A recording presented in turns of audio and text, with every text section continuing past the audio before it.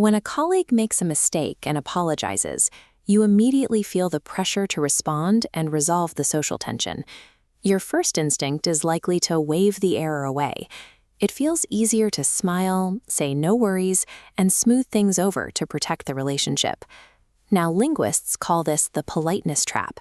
Wrapping your response in polite fluff obscures your actual expectations and destroys the operational baseline your team relies on.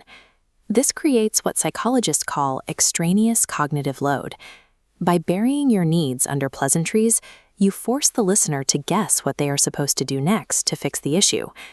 Instead of instantly people-pleasing, take a moment to pause, regulate your nervous system, take a breath, and consciously resist the urge to minimize what happened.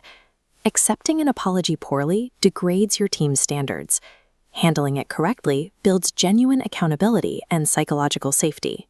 A high-performing culture does not expect perfection. Instead of trying to prevent every human error, it builds a system to manage those errors when they inevitably occur. In this diagram, an error management culture on the left leads directly to overall firm performance on the right. In the center are the mediators making this possible: learning and error prevention. This makes a structured response to an apology a required operational process. To achieve this secondary prevention without excusing the initial harm, you can use a communication tool called the APP matrix. The matrix works in 3 simple stages. First, acknowledge the repair effort.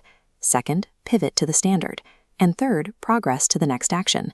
This sequence allows you to honor your colleague's effort to repair the relationship while instantly redirecting their momentum back toward your shared objective. Now let's focus on the pivot phase. This is where you strip away the polite fluff and state exactly what must happen to restore trust in the workflow. You achieve this by using bottom line upfront, or BLOOF, communication. You put the most critical piece of information, the required standard, at the very beginning of your response.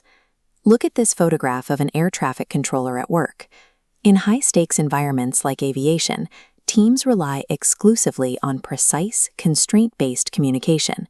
Vague politeness is stripped away because clarity prevents catastrophic failure.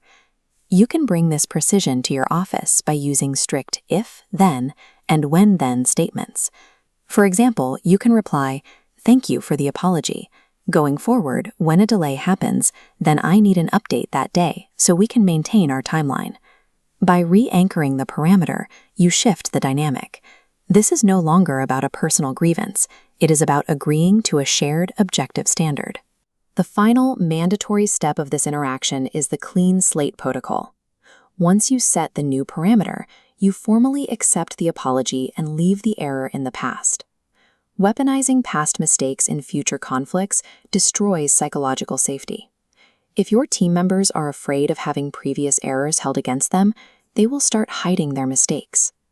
This requires what management researchers call radical candor. You balance challenging your colleague directly about their performance with a genuine personal commitment to their success. A true blameless culture means that once an error is managed, corrected, and learned from, it is permanently closed out of active team dynamics.